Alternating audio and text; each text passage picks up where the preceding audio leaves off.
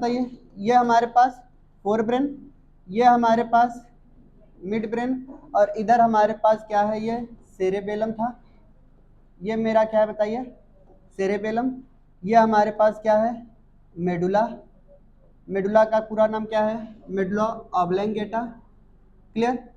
और ये हमारे पास क्या थे, पोन्स थे। कुछ इस तरीके का था। हमने ये कहा था कि हमारे पास इनके यहाँ कुछ सेंटर पाए जाते हैं। एक सेंटर का नाम है कार्डियो एक्सेलरेटर सेंटर। क्लियर। दूसरे का नाम क्या है बताइए, कार्डियो इनहिबिटर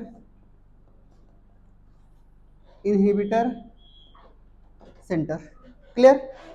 हमने ये कहा था कि इस कार्डियो एक्सेलरेटर सेंटर से क्या होता है कि एक नर्व फाइबर हमारे पास क्या होती है, एराइज होती हैं, और इस नर्व फाइबर का नाम क्या है बताइए,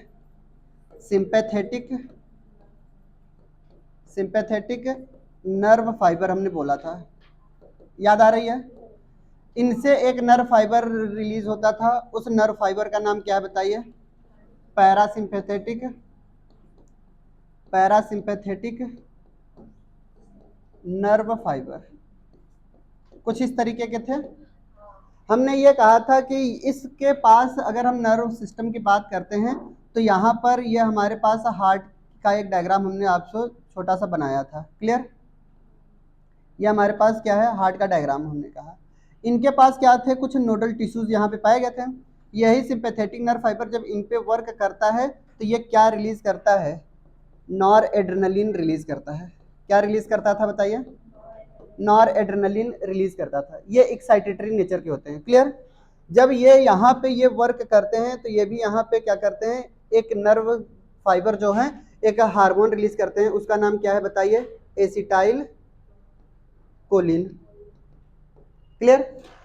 हम आपको बताए थे कि एसिटाइल कोलिन और हमारे पास क्या बताया गया था, ये जो नॉर एड्रेनलिन है, दोनों के दोनों कैसे नेचर के होते हैं, एक्साइटेड नेचर के होते हैं। ठीक है, यानी ये हार्ट बीट को बढ़ाते हैं, but as compare to noradrenaline ये थोड़ा सा कम करता है। क्लियर।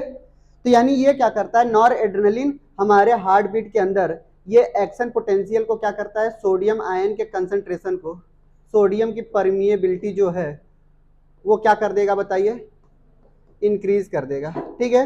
और सोडियम की परमिएबिलिटी अगर इंक्रीज होती है तो इससे क्या होता है बताइए, जो एक्शन पोटेंशियल होगा वो भी हमारा क्या होगा, इंक्रीज कर जाएगा। ठीक है। और एक्शन पोटेंशियल इंक्रीज करेगा तो हमारे पास हार्ट बीट है वो भी क्या होता था, इंक्रीज होता था। और हार्ट बीट अगर इंक्रीज हो रहा है तो कार्डियक आउटपुट क्या होगा हमारा, वो भी बढ़ेगा। क्लियर।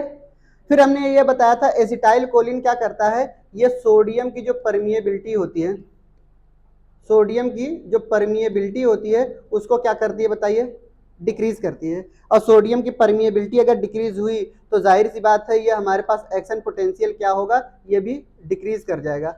एक्शन पोटेंशियल एक बार डिक्रीज किया तो हार्ट बीट हमारा क्या होगा बताइए, ये भी डिक्रीज कर जाएगा। क्लियर। ये हमारे हार्ट बीट क्या होंगे, डिक्रीज कर जाएंगे। ओवरऑल हमारे पास कार्डियक आउटपुट क्या होगा बताइए, डिक्रीज कर जाएगा। क्लियर। बट ये भी बात याद रखना है, ये सब डिक्रीज तो हो रहा है अप टू कब तक, नॉर्मल। ठीक है, ऐसा नहीं है नॉर्मल से कम हो जाए। क्लियर। अगर बहुत ही ज्यादा लंबे समय के लिए अगर ऐसा हो रहा है, नॉर्मल से हार्ट बीट कम हो जा रही है, इस कंडीशन को हम क्या बोलते हैं बताइए, ब्रेडिकार्डिया बोलते हैं। ऐसे कंडीशन को हम क्या बोलते हैं, ब्रेडिकार्डिया। ठीक है। यानी हमारे पास क्या है, ब्रेडिकार्डिया का मतलब क्या समझते हैं, अगर प्रोलॉन्ग्ड टर्म के लिए, टाइम के लिए क्या हो रहा है, हार्ट बीट हमारा डिक्रीज हो रहा है। ठीक है। यानी बहुत ही ज्यादा समय के लिए, लंबे समय तक के लिए अगर हार्ट बीट हमारा कमजोर हो जाता है यानी स्लो हो जाता है, ऐसे कंडीशन को हम क्या बोलते हैं, ब्रेडिकार्डिया बोलेंगे। क्लियर। और अगर बहुत ही ज्यादा हमारे पास हार्ट बीट बढ़ जाता है तो उसे हम क्या बोलते हैं, ट्रैकीकार्डिया नहीं, टैकीकार्डिया। क्लियर। इनको हम क्या बोलते हैं, टैकीकार्डिया बोलते हैं। यानी बहुत ही ज्यादा समय के लिए अगर हमने प्रोलॉन्ग्ड टर्म यूज कर दिया, ठीक है, हार्ट बीट हमारा क्या हो जाए बताइए, इंक्रीज कर जाए, उसको हम क्या बोलते हैं, ट्रैकीकार्डिया बोलते हैं। क्लियर। अब हमें यह समझ में आना चाहिए हार्ट बीट कैसे बढ़ रहे हैं या कैसे घट रहे हैं, इस पे किसका कंट्रोल है बताइए? नर्वस सिस्टम का कंट्रोल है। किसका कंट्रोल दिखाई दे रहा है? Nervous system. इस नर्वस सिस्टम से हमारे पास मेडुला से जो भी हमारे पास सेंटर निकल रहे हैं उसको हम वेगस नर्व बोलते हैं। इस नर्व को हम क्या बोलते हैं बताइए? वेगस नर्व बंडल्स बोलते हैं। ये वेगस नर्व फाइबर हम बोलते हैं। क्लियर? हम क्या बोलते हैं इनको? हम वेगस नर्व के थ्रू आते हैं। अब क्वेश्चन में हमें 3 क्वेश्चन हमें याद रखने थे, हमने आपसे बताया था। क्लियर? हमने ये कहा था कि अगर हम इस पैरासिम्पैथेटिक नहीं, इस सिंपैथेटिक नर्व फाइबर को कट कर दें, यहां से मैंने क्या किया? कट कर दिया। क्लियर? किसी भी तरीके से अगर हमने क्या किया, सिंपैथेटिक नर्व फाइबर को अगर हम कट कर दे रहे हैं, what will be the effect on heart? Heart के ऊपर क्या फर्क पड़ेगा? क्लियर? तो हार्ट के ऊपर क्या फर्क पड़ेगा? कोई फर्क नहीं पड़ेगा। क्लियर? यानी सिंपैथेटिक नर्व फाइबर को अगर हम vagus nerve of sympathetic nerve fibre को हम कट करते हैं तो यहाँ पे हमारे हार्ट बीट पे कोई फर्क पड़ने वाला नहीं है, नॉर्मल रहेगा, रिमेन्स नॉर्मल रहेगा। ठीक है?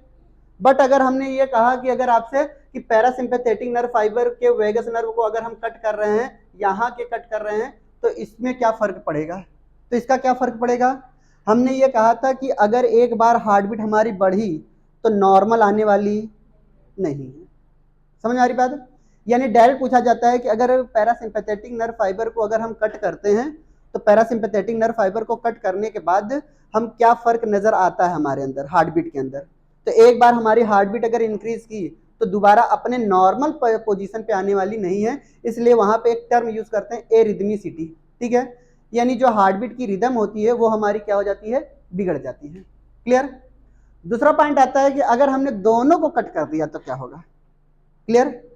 यानी अगर हम पैरासिम्पैथेटिक और सिंपैथेटिक नर्व फाइबर के दोनों बंडल्स को कट कर दिया तो क्या फर्क पड़ेगा? तो हमारे हार्ट बीट पे कोई फर्क पड़ने वाला नहीं है, फिर भी रिमेन कांस्टेंट रहेगा।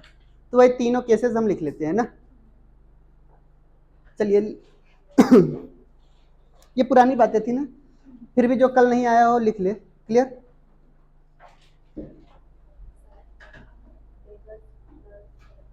वेगस नर्व एक तरीके का बंडल फाइबर है, ये नर्व फाइबर का ही है, उसको हम नाम दे दिए वेगस। ठीक है?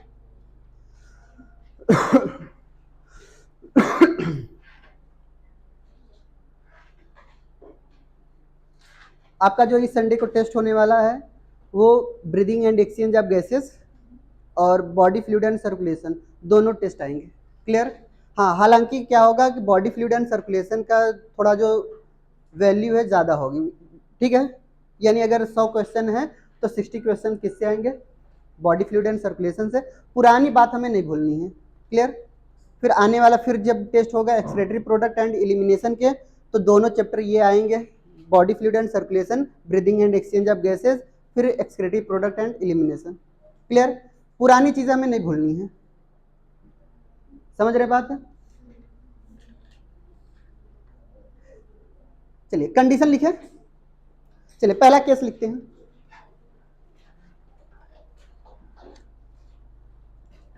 पहला केस लिखेंगे।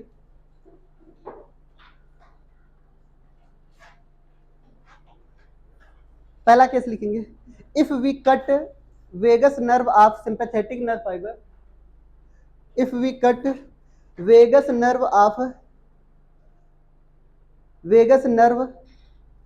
Of sympathetic nerve fibre, sympathetic nerve fibre, sympathetic nerve fibre, then क्या फर्क पड़ेगा बताइए? देन हार्ट बीट क्या होगा? Will remain constant. ठीक है? नो इफेक्ट, किसी भी तरीके का इफेक्ट नहीं होगा। क्लियर? किसी भी तरीके की इफेक्ट नहीं आएगी हमारे अंदर, किसी भी तरीके का इफेक्ट नहीं आता। क्लियर? हो गया। दूसरा पॉइंट हमें यह समझना है कि अब हम पैरासिम्पैथेटिक नर्व फाइबर को कट करने जा रहे हैं। ठीक है? तो लिखेंगे, if we cut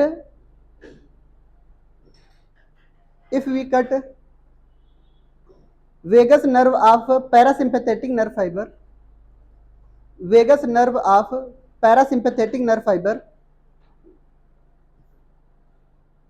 vagus nerve of parasympathetic nerve fibre,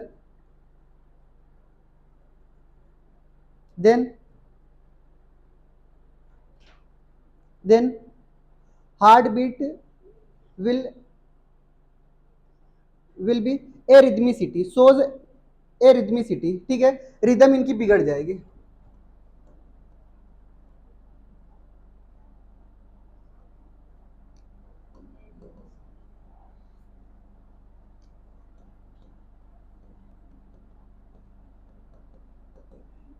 ठीक है,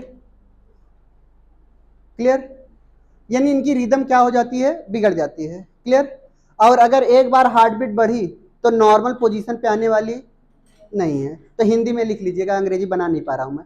क्लियर, एक बार हार्ट बीट बढ़ी तो दोबारा वापस में नॉर्मल सिचुएशन में लाना मुश्किल है उसका। क्लियर, हाँ, तुम लोग अंग्रेजी अच्छे से जानते हो, अपने हिसाब से देख लो जो भी हो। क्लियर, अगर हम पैरासिम्पैथेटिक नर्व फाइबर के क्या कर रहे हैं, कट कर रहे हैं वेगस नर्व को, तो बढ़ी हुई हार्ट बीट को वापस नॉर्मल सिचुएशन में लाना यह हमारे लिए पॉसिबल नहीं है। क्लियर, इनकी रिदमिसिटी खराब हो जाती है। क्लियर, चलिए दूसरा पॉइंट हम समझेंगे। दूसरा पॉइंट हमें यह समझना है कि अगर दोनों नर्व फाइबर को कट कर रहे हैं, clear, if we cut both vagus nerve of sympathetic and parasympathetic nerve fibre,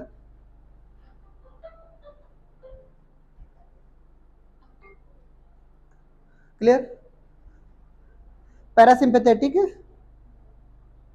nerve fibre को हम क्या कर रहे हैं,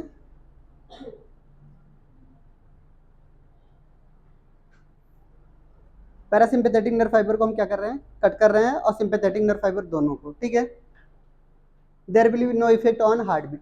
ठीक है, हार्ट बीट पे कोई फर्क नहीं पड़ेगा। There will be no effect on heart beat, heart beat पे कोई फर्क पड़ने वाला नहीं है। क्लियर, आप एनसीईआरटी की रीडिंग किए थे, रेगुलेशन ऑफ कार्डियक एक्टिविटी जहां लिखा था, अरे बोलिए, उसको आप कंटिन्यू अगर एक बार सरसरी निगाह से ऊपर से पढ़ेंगे तो जो चीजें हमने यहाँ पे लिखवाई है वही चीजें यहाँ पे बताया गया है। क्लियर, नेक्स्ट हेडिंग है हमारे पास,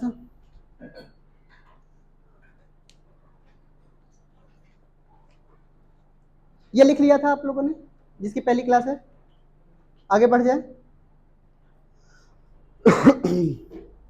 चलिए देखते हैं, नहीं लिख पाए थे,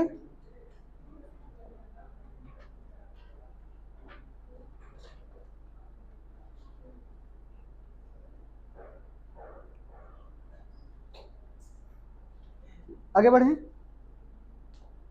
चलिए देखते हैं। अब हमने ये कहा कि आपसे कुछ बातें हम बताने जा रहे हैं, ध्यान से सुनना है आपको। हमारे पास ब्लड फ्लो कैसे कैसे होता है, किस तरीके से होता है और किस किस जगहों पे होता है। जैसे हमें अब क्या पढ़ाना है, आर्टरीज और वेन्स के बारे में भी पढ़ाना है। क्लियर, तो ध्यान से सुनेंगे। ये हमारे पास हार्ट है, ये हमारे पास क्या है,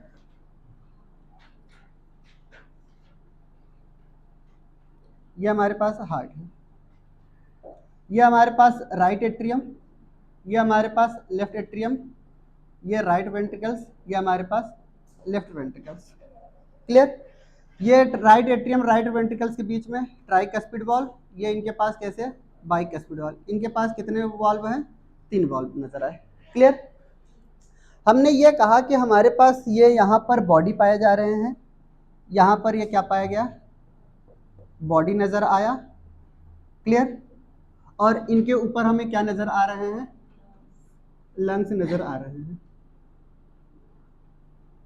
क्लियर, अब यहाँ पे हम आपको ध्यान से सुनेंगे, जितनी बातें अभी तक आपने पढ़े हैं उसी बातों को हम दोहराएंगे। क्लियर, बॉडी के अंदर जब भी मेटाबॉलिज्म होता है तो क्या CO2 का कंसंट्रेशन ज्यादा नहीं हो जाएगा, हो जाएगा।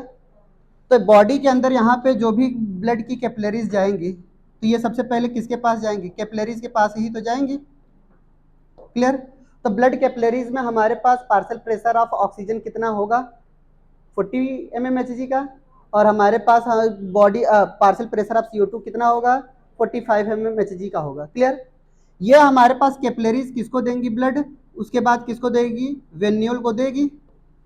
वेन्यूल आगे चल करके किसको देता है, सिस्टमिक वेन को देता है। किसको देता है, सिस्टमिक वेन को देता है। और सिस्टमिक वेन आगे चल करके किसको देता है बताइए, वेना कावा को देता है। और वेना कावा आगे चल करके किसको देता है, राइट एट्रियम में। इसमें किसी को तकलीफ नहीं। यहां पे राइट एट्रियम के पास कैसा ब्लड आया, डीऑक्सीजनेटेड ब्लड आया। और यही करेस्पॉन्डिंग डीऑक्सीजनेटेड ब्लड किसके पास आ गया, राइट वेंट्रिकल के पास आ गया। क्लियर। राइट वेंट्रिकल से क्या निकलता है, एक पल्मोनरी ट्रंक निकलता है। क्या निकलता है बताइए, क्या पल्मोनरी ट्रंक निकलता है। और पल्मोनरी ट्रंक आगे चल करके बाइफर्केट होती है किसमें, पल्मोनरी आर्टरीज में। किसमें बाइफर्केट होती है, पल्मोनरी आर्टरी में होती है। और पल्मोनरी आर्टरी किसको देता है ब्लड, लंग्स को देता है। यहां तक किसी को तकलीफ नहीं। यानी यहां पर अब जो डीऑक्सीजनेटेड ब्लड था वो कन्वर्ट होगा किसमें बताइए, हमारे पास ऑक्सीजनेटेड ब्लड में कन्वर्ट होगा। तो यहाँ पे ऑक्सीजनेटेड ब्लड कन्वर्ट हुआ। क्लियर। ऑक्सीजनेटेड ब्लड आगे चल करके ये किसको देता है बताइए, पल्मोनरी वेन को देता है। किसको देता है, पल्मोनरी वेन को देता है। और पल्मोनरी वेन आगे चल करके किसको देती है बताइए, लेफ्ट एट्रियम को ला करके ऑक्सीजनेटेड ब्लड दे देती है। क्लियर। अब हमारे पास यहाँ पर ऑक्सीजनेटेड ब्लड, जो करेस्पॉन्डिंग ऑक्सीजनेटेड ब्लड होगा वो किसके पास आ जाएगा, लेफ्ट वेंट्रिकल के पास आ जाएगा। लेफ्ट वेंट्रिकल से क्या एराइज होता है, हमारे पास डॉर्सल एरोटा एराइज होते हैं। यहाँ पे ये डॉर्सल एरोटा यहाँ से एराइज किया हमने, यहाँ से लेकर के आए। क्लियर। ये डॉर्सल एरोटा हमारे पास यहाँ पे है, ये हमारे पास क्या है, डॉर्सल एरोटा आ गया। क्लियर। और डॉर्सल एरोटा आगे चल करके किसमें आता है, टूटता है बताइए, सिस्टमिक आर्टरीज में टूटता है। किसमें टूटता है बताइए, सिस्टमिक आर्टरीज में टूटता है। और सिस्टमिक आर्टरीज आगे चल करके किसमें टूटती है बताइए, आर्टरियोल में टूटती है। बोलिए। और आर्टरियोल आगे चल करके किसमें आएगा बताइए, कैपिलरीज में आएगा। अरे बोलो भाईजान। ये कैपिलरीज में आने के बाद ये कहाँ पे आ जाता है ब्लड, यहाँ पे आ जाता है। यानी बॉडी इसको ऑक्सीजनेटेड ब्लड मिला और यहाँ पर मेटाबॉलिज्म के दौरान ये किसमें कन्वर्ट हो गया बताइए, डीऑक्सीजनेटेड ब्लड में कन्वर्ट हो गया। कब, जब मेटाबॉलिज्म हो रहा था तब, जब मेटाबॉलिज्म हो रहा था तब। इसमें किसी को तकलीफ नहीं। अगर हम एक यहां पर क्या करें, लाइन ड्रॉ कर रहे हैं यहां से, ठीक है। यहां पे सब के सब कैसे हैं बताइए, कैसे ब्लड है बताइए, डीऑक्सीजनेटेड हमारे पास क्या है, ब्लड है।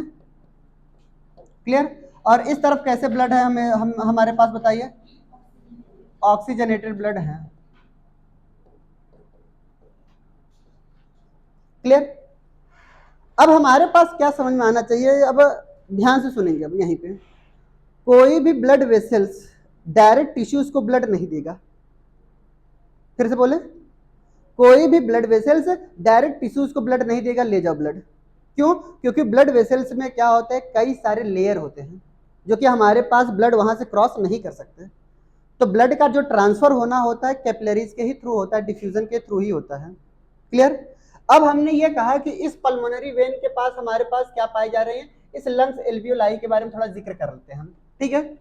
यहाँ पे अगर हमने लंग्स एल्वियोलाई के बारे में थोड़ा सा जिक्र कर लिया तो हमारा कॉन्सेप्ट थोड़ा बहुत breathing and exchange of gases का भी हो जाएगा। क्लियर। अब हमने ये कहा कि यहाँ पर क्या पाए गए, यहाँ पर एल्वियोलाई की जो वॉल थी वो किसकी बनी थी बताइए, सिंपल स्क्वेमस इपिथेलियम की बनी थी। तो यानी यहाँ पे ये जो एल्वियोलर वॉल है वो किसकी बनी है बताइए, सिंपल स्क्वेमस इपिथेलियम की बनी है। क्लियर। और सिंपल स्क्वेमस इपिथेलियम को आपके एनसीईआरटी ने या कई जगह पे न्यूमोसाइट फर्स्ट नाम दिया है। क्या नाम दिया है बताइए, न्यूमोसाइट फर्स्ट सेल नाम दिया है। क्लियर। हमारे पास यहाँ पर देखेंगे तो लंग्स के अंदर जो भी इंस्पायर्ड एयर आ रहा है, हमने क्या बोला, जो भी इंस्पायर्ड एयर आ रहा है उस एयर का पार्शियल प्रेशर कितना होगा, ऑक्सीजन का कितना बताया गया था, और पार्शियल प्रेशर ऑफ CO2 कितना बताया गया था, 40 mmHg। mmHg में नहीं लिख रहा हूं। क्लियर।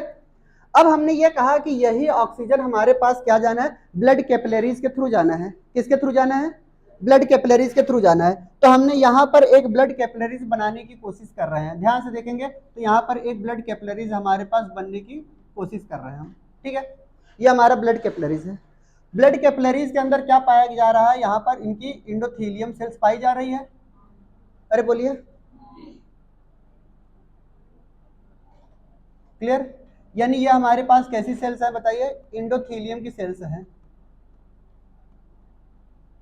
इंडोथीलियम की सेल्स हैं, क्लियर।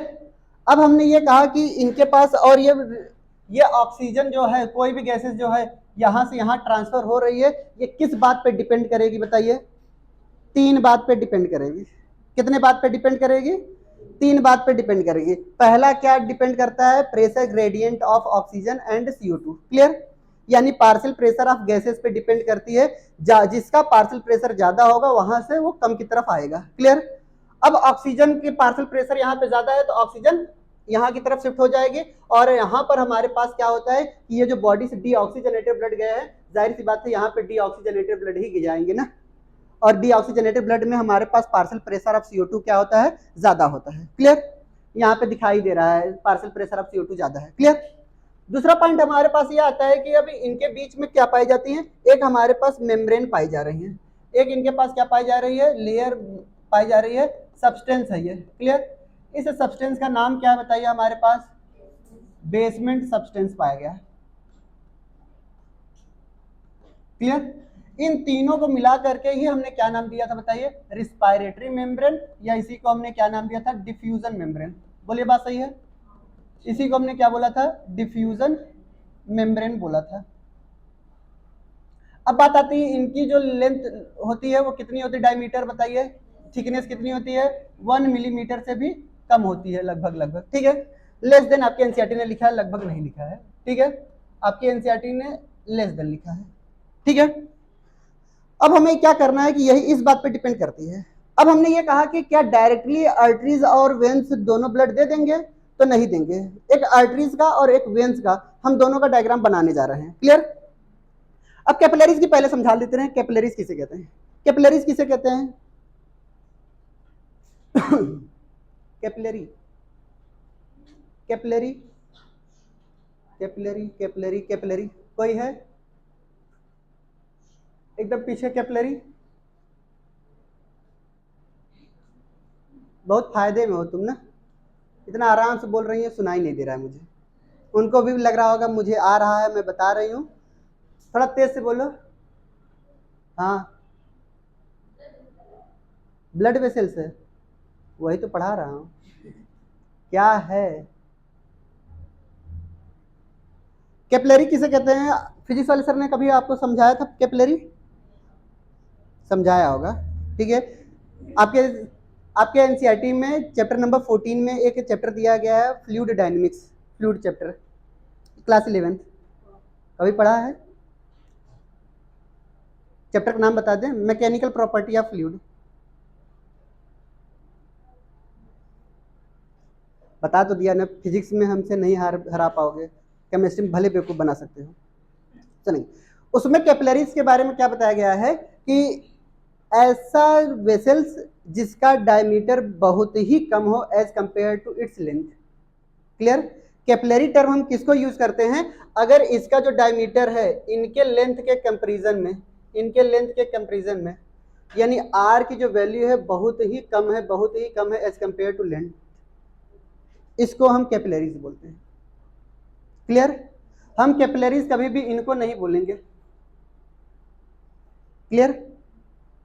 कैपिलरीज की सबसे खास बात क्या होती है बताइए, इनका जो लेंथ होता है बहुत ही ज्यादा होता है as compare to its diameter, ठीक है, इनकी ल्यूमेन के कंपैरिजन में, क्लियर। अगर हम कैपिलरीज की अगर एक स्ट्रक्चर को ध्यान से देखेंगे तो कैपिलरीज का स्ट्रक्चर कुछ इस तरीके का होता है, ध्यान से देखेंगे, ये कैपिलरीज है।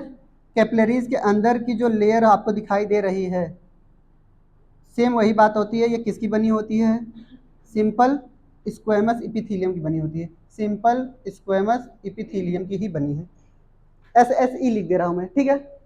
इनके ऊपर क्या होती है, एक वाइट कलर की फाइब्रस कनेक्टिव टिश्यूज पाई जाती है, क्लियर। इनके अंदर क्या पाई जाती है, येलो कलर की फाइब्रस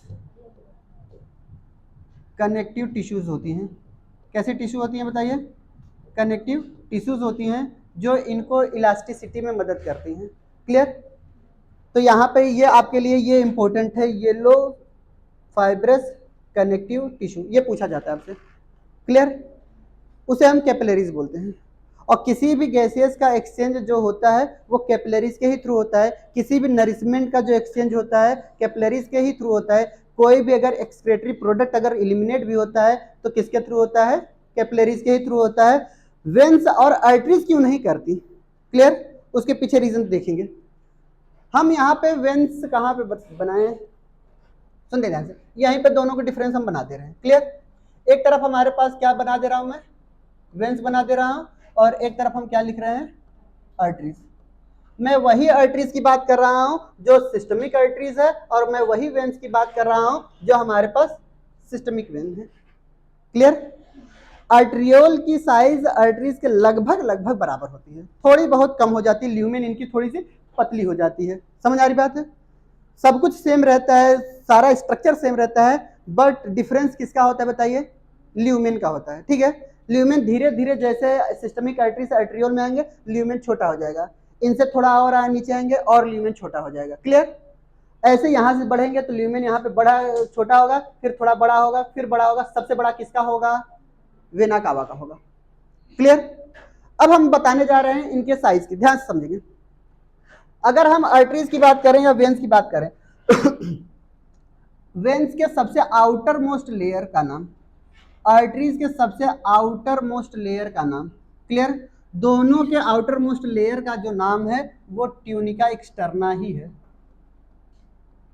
ट्यूनिका एक्सटर्ना, दोनों के आउटर मोस्ट लेयर का नाम क्या है बताइए, ट्यूनिका एक्सटर्ना ही नाम है। इसमें किसी को तकलीफ नहीं, ठीक है। इनके अंदर की जो मिडिल लेयर है, इनके अंदर की जो मिडिल लेयर है, इनके अंदर की जो मिडिल लेयर आपको दिखाई दे रही है,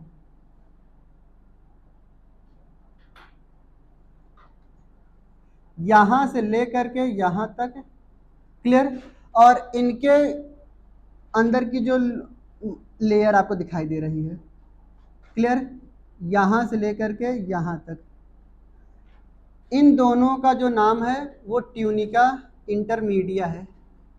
ठीक है। इनको ट्यूनिका इंटीमा भी बोलते हैं, सॉरी, इनका ट्यूनिका मीडिया नाम है। इनका दोनों का नाम क्या है, ट्यूनिका मीडिया है। क्लियर।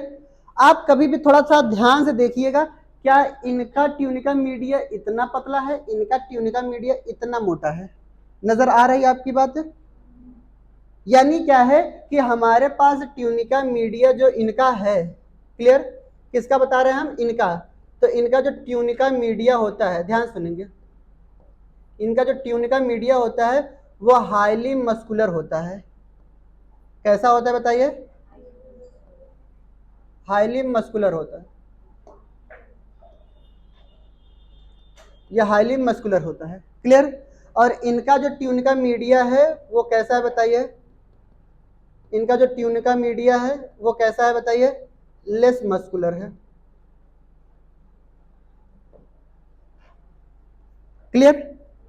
अब इनके अंदर की जो लेयर आपको दिखाई दे रही है, इनके अंदर की जो लेयर आपको नजर आएगी वही हमारा क्या होगा, ट्यूनिका इंटीमा होगा। बोलिए, इनके अंदर की जो लेयर आपको दिखाई देगी वही हमारी क्या होगी बताइए, ट्यूनिका इंटीमा होगा।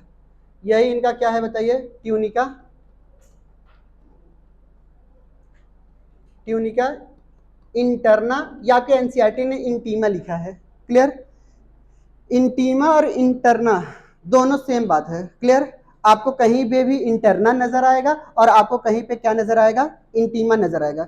कभी भी ये मत सोचिएगा कि सर आपने तो ये बताया, दोनों होते हैं। क्लियर। दूसरा पॉइंट आता है कि ट्यूनिका इंटीमा के अलावा भी इनकी जो ल्यूमेन है, इनकी जो ल्यूमेन है वो कैसी है बताइए, ल्यूमेन इनकी, इनकी ल्यूमेन कैसी है बताइए, नैरो ल्यूमेन है कि नहीं। क्लियर। इनकी ल्यूमेन बताइए कैसी है बताइए, क्या वाइडर ल्यूमेन है इनकी, बोलिए, इनकी ल्यूमेन कैसी होती है? वाइडर, और इनकी ल्यूमेन कैसी दिखाई दे रही है आपको? नैरो दिखाई दे रही है। क्लियर? दूसरा पॉइंट ये भी नजर आता है कि इसके अलावा इनके पास